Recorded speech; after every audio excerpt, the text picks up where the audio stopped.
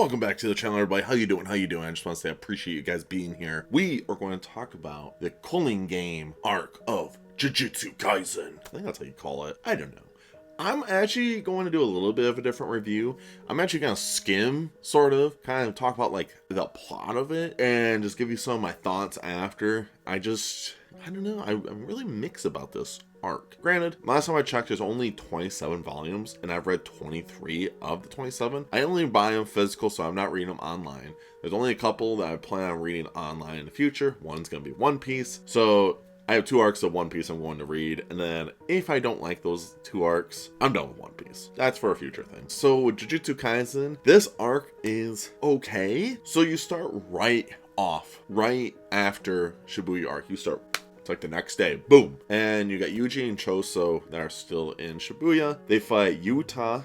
Yuta fights Yuji, whoops the crap out of Yuji. And Choso fights a family member of Megami. And it's pretty cool, you know, right off the rip, you're like, ooh, yeah, we're getting right into it. It's just fighting and throwing hands. And Yuji gets destroyed by Yuta. And then you figure out that Yuta actually doesn't want to kill either of them because he, like, agrees with Gojo because Gojo and him made a plan, so like we're good, and they're trying to figure out how to save Gojo. So then they go like in this weird like library thing with a bunch of people, and they talk to this like old dude, like oh my gosh, I'm like spacing on his name, and they figure out that this thing called the Culling game is where they're going to find the one person to open up the seal for Gojo to release and save Gojo, but Gito is the one that started the Culling game. I don't know how I feel about it because it feels like there's just so many things going on for like no reason at all. Maybe that's just me. Maybe I'm just really dumb and just don't understand it. I'm also like, wow, this seems like a lot. Game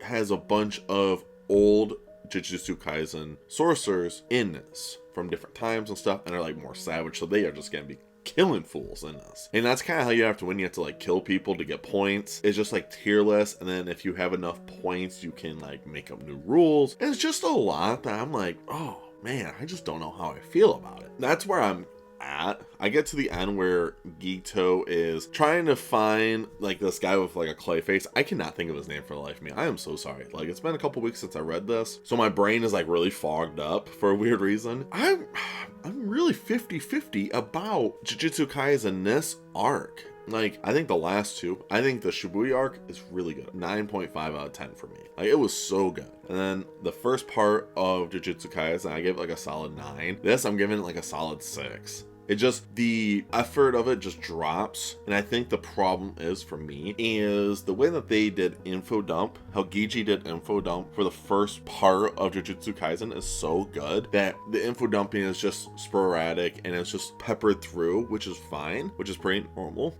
normal. But in this, it's just like, no joke, I'm pretty sure it's like 1 volume of just info dump. And it's like, where was this before? Why are you doing it this way instead of how you always done it? You know, it's one of those things that just really bothers me, and I don't get why. It just slows down the pacing of Jujutsu Kaisen. Jujutsu Kaisen is known just for fast-paced action, and that's the thing. Before, like, if I read manga and you start off with fast-paced action stuff, just like JJK has done, this turnaround just really just sucks you out of it. Like, I could read like something like Berserk. Pacing is not fast and Berserk, but it's so good because it's made to be a slower paced story, unlike Jujutsu Kaisen, where it is just fast paced, and you kind of get stripped away from this because you kind of lose interest kind of fast, which is really sad to say. That was like my biggest complaint. One thing I will say that I'm kind of like, I wonder if this is gonna happen. While this arc was going on, Megami was kind of going to the dark side. He's always been sprinkled in that he's kind of like a